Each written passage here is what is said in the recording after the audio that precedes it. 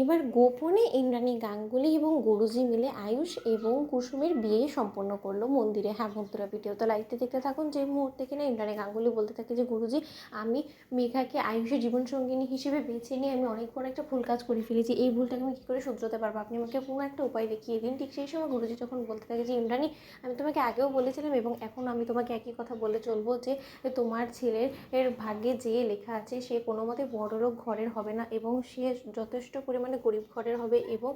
তাকে রীতিমতো তোমার কোনো কিছু শিখিয়ে পড়িয়ে নিতে হবে না, কারণ সে এমনিতেই তোমার প্রতিচ্ছবি হবে। এবং সেই ব্যক্তি ঠিক কে, তুমি কি আদৌ তাকে খুঁজে বার করতে পেরেছো ইন্দ্রাণী? ঠিক সেই সময় ইন্দ্রাণী যখন বলতে থাকে যে হ্যাঁ গুরুজি, আমি যদি খুব একটা ভুল না হয়ে থাকি, আমি আমার চোখের সামনে যদি আমার পরিবার এবং আমাদের সমস্ত লোকেদের জন্য যদি পারফেক্ট বলে কাউকে আপনার কথা অনুযায়ী মিলিয়ে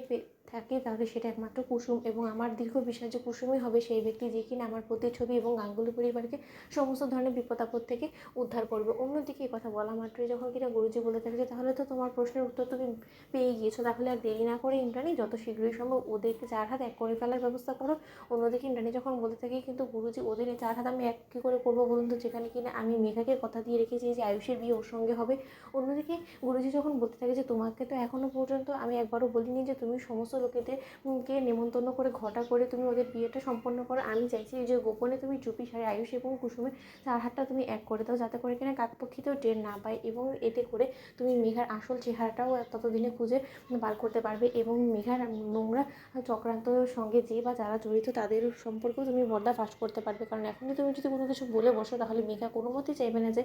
কুসুমের সঙ্গে আয়ুষের বিয়েটা হোক এবং এতে করে তোমার ছেলের জীবনে আরও বেশি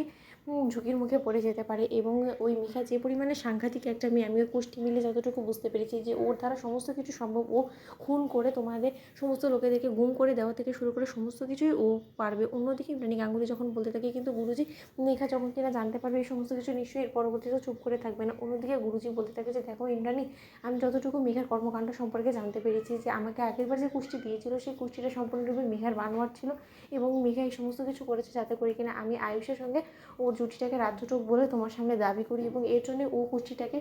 নিজের নিজের মতো করে বানিয়ে নিয়েছে, কিন্তু তাতেও কিন্তু ও আমার চোখকে ফাঁকি দিতে পারেনি। ঠিক তেমনি তুমি যতই চেষ্টা করো না কেন এই বিয়ে সম্পর্কে খবরটা তুমি চাপাই রাখতে পারবে না, কিন্তু এতটুকু তুমি নিশ্চিন্তে থাকতে পারো যে একবার যদি আয়ুষের সঙ্গে কুসুমের বিয়েটা হয়ে যায়, তাহলে কোনো মতে হাজার চেষ্টা করো মেঘা আয়ুষের কোনো ক্ষতি করতে পারবে না, কারণ কুসুমের কাছে ও কোনো মতে পাত্তা পাবে না, কারণ কুসুমের উপরে সমস্ত দায়িত্ব কর্তব্য পড়বে। ও স্মৃতিশীলের ও কী করে রক্ষা করবে সেটা সম্পূর্ণরূপে কুসুম বুঝবে। অন্যদিকে এক পর্যায়ে ইন্দ্রাণী গাঙ্গুলি বাড়ি ফেরা মাত্রই কুসুম এবং আয়ুষকে ডেকে গোপনে কথা বলতে থাকে যে কাল সকালে তোমাদের আমার সঙ্গে মন্দিরে যেতে হবে। তো বন্ধুরা, লাইক শেয়ার করে সাবস্ক্রাইব করুন।